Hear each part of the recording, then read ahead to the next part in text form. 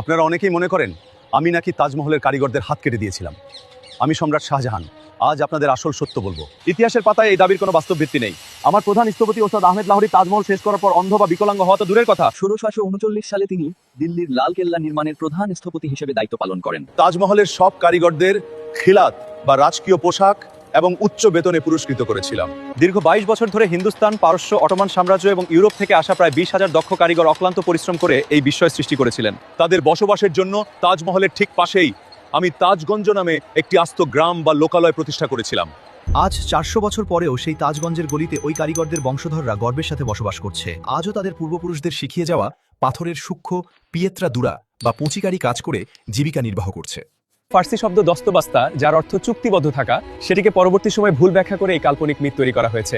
তাজমহল কোনো যন্ত্রণার প্রতীক নয়, এটি ছিল তৎকালীন শ্রেষ্ঠ প্রকৌশলবিদ্যা ও শিল্পের এক অনন্য বিজয়।